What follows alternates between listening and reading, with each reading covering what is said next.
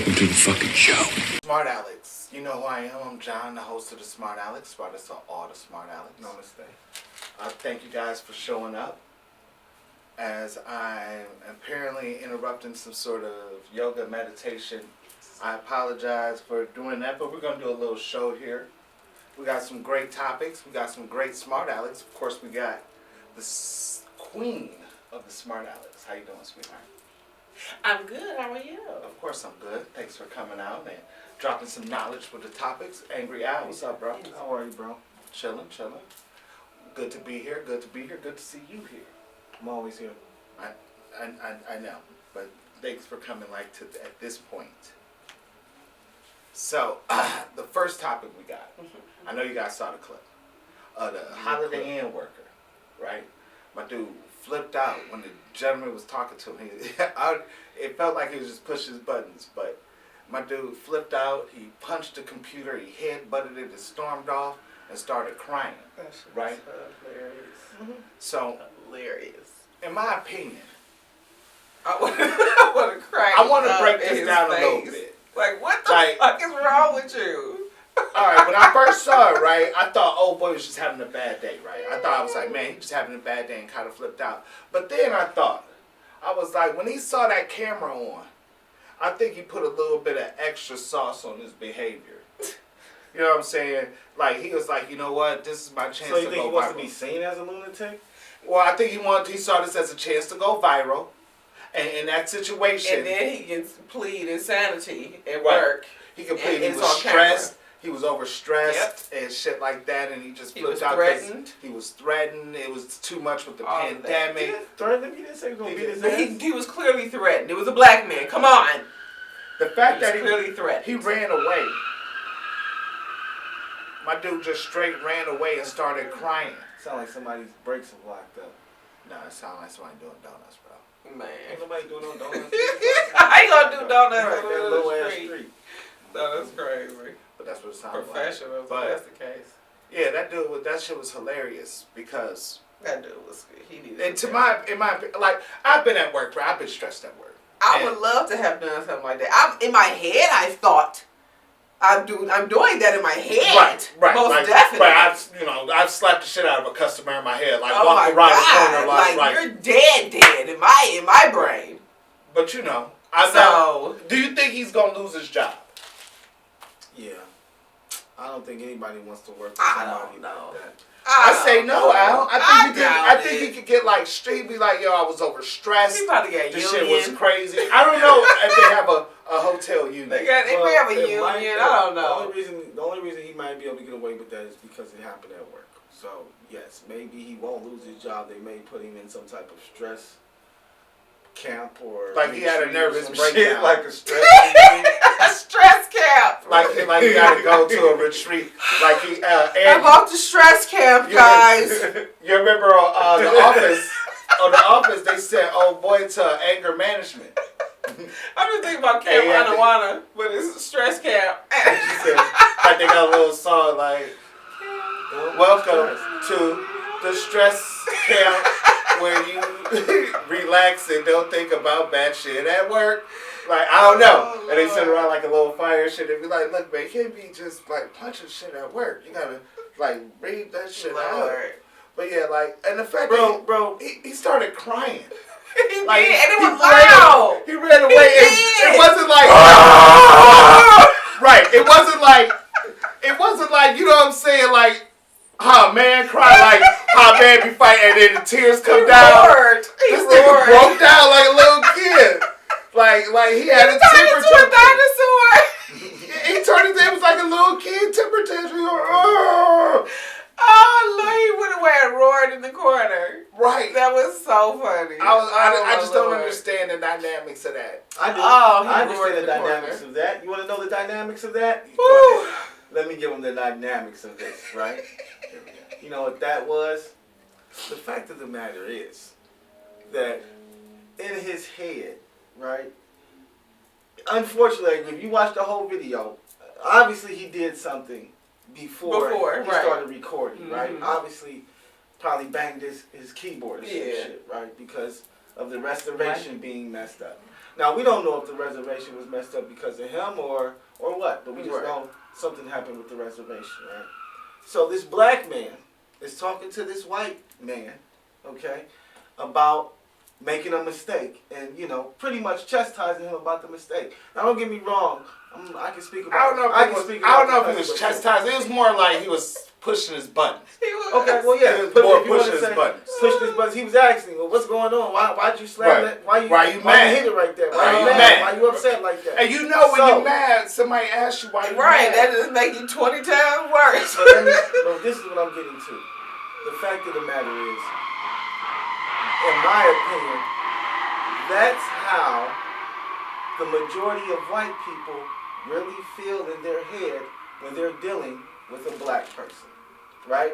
Especially in a situation like that, situation, right? Where they're the subordinate in so many words. So you I'm have the to customer. serve me, right? You have to serve me. You have to do what I tell you to do. I swear to God, I feel like the majority of white people feel that fucking way when they have to deal with a black person. Now, like I stated though, and like you stated, when you're working customer service and somebody is pushing your buttons, mentally you want to blow their fucking head off, okay? Because you're like, motherfucker, who the fuck is you talking to, and fuck is wrong with you, motherfucker? I'll just hang this motherfucker. Like you want to go there, but do you? No. But I feel like one day I'm gonna be him. One day you gonna catch me on that one day where it's just like it's gonna take just a little feather. In my opinion, that feather from Forrest Gump's book is gonna drop on my shoulder, and I'm gonna go the fuck off. God damn it! In my opinion, that's what I'm in fear for. In my opinion, that's every day. That's every day you want to do it.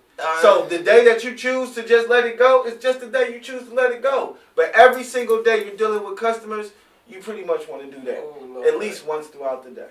Period. Because you start out, because one thing about customer service, in my opinion, is people give off energy. So when they call you and they're upbeat and they are talking to you like they have some fucking sense, then you're upbeat too. And the conversation goes and everything is cool. But when you have that negativity on the other line and they hit you with that negativity, you can try to bounce it back. But after a while, that negativity, you're like, all right, you know what, I'm just trying to, now I just want to get you off my phone. I'm clearly trying to help. Do you want the help I just want to get you the fuck off my phone now. I don't want to hang up and release the call. No, thank you. I will not be abused by you or anyone else.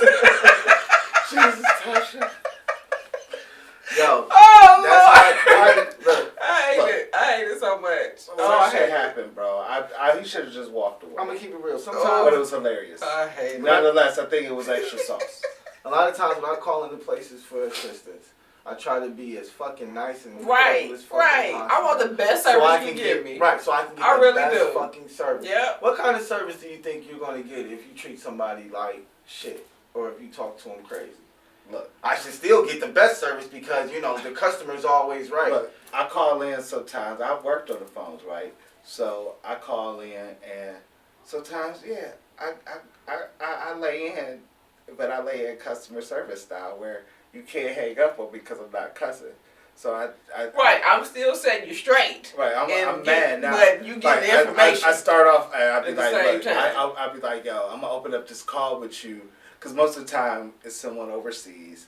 So I'll be like, look, that's another thing. I'm going to open up this call with you, but I'm going to tell you right now, I'm mad. So, you know what I'm saying? You would not start a call. Yeah, I do. I say, look, I'm mad as fuck. So let's just start there.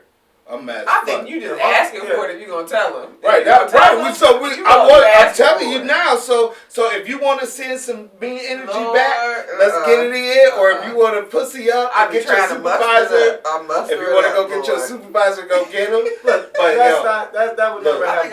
That would never happen. I'm thinking about my job. It would just be like, yo, you can call in and be upset because nigga, somebody probably fucked up on our end. No doubt about it. This is the company I work for. There's some fuck ups. You know what I'm saying? At the end of the day, you talking to me right now. Give me a shot first. But I'm going to hit you though. Nigga hit you like, yo, all right, I understand your situation, man. I apologize, but look. I just don't understand. Like, I'm going to try to set why him straight. Why would they do that? Before we go into all the bullshit. You know what I mean? Now, if he can't get set straight and he still want to be on some dick shit, even though I've already been nice and cordial, then yeah, we might. Nigga, you might be on hold for 5 minutes. It depends. It depends on how nice. Like you could be nice and cordial, but if I feel like you're being like how I would be like, oh, you bad? Trying to be I'd be ready. Now I got an extra beat on his phone. Right. Wait, let me think. Right, that would be super, that would be condescending. Could you just look up and see what my name is spelled like and just verbalize it for me?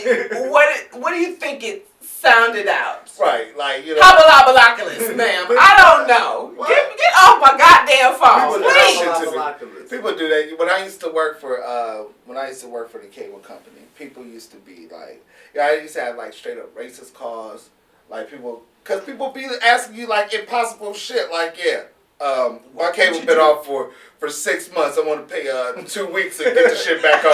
Like, what are you talking about? That doesn't make sense. That's not how it works. Right, this is fuck off. Like, what do you mean? This is what I fucking have. You're gonna take it? No, that's not how it works. Or they'd be like, look, or you'd be like, you've been disconnected from. You gotta pay a reconnection fee. No, I don't. I hate that. I hate when people just tell you like, no, I don't. Like, I'm sorry. Did you work next to me? You're in the queue. Hey, Brad, is that you? I hit him straight up with. I'll be like, okay, but like, you have this reconnection fee. But I'd be like, so it's still $270 some odd. So what you say? Different word? Right. I always make it feel better. Well, I always just say okay when people be mad on the phone, and I really don't want to deal with you. I just be like, okay. And then the ones be like, you don't really care. Okay. And I don't even say nothing. I'm like, you got me. I figured it out, you slut. I'm not gonna say a goddamn thing, ma'am. Because you know exactly what I know. But please. Shout out to my dude at the Holiday Inn. That's the night auditor. I definitely know what job that is. That's called the night auditor position. I feel bad for you, bruh. And you know what? I hope you're able to get another job in the hospitality service community. Hope you're not banned from hospitality. Right. I hope you're not blackballed. That is so funny. That is so Let's go to... His father owns a dealership. Let's go to the next one, man. Oh, my Lord. I hope he's not black. My tears. Well, everybody on that bitch. Yeah. And then just him being ridiculous. And I really think that might have been like a little glimpse into his life. Like, not like a whole portion of his life, but like there's probably certain portions of his life that resemble that shit. Like him with his niggas. Just real stories. Just some shit that happened. You know what I mean? Real hangout shit. Nigga wrote it, maybe made it funny, or it might have already been funny. Mm-hmm. No, like, look who he's fucking hanging out with. Of course it was. He got JB Smooth with him. Anytime you got JB Smooth, the shit's gonna be funny. I never thought he was funny until he got older.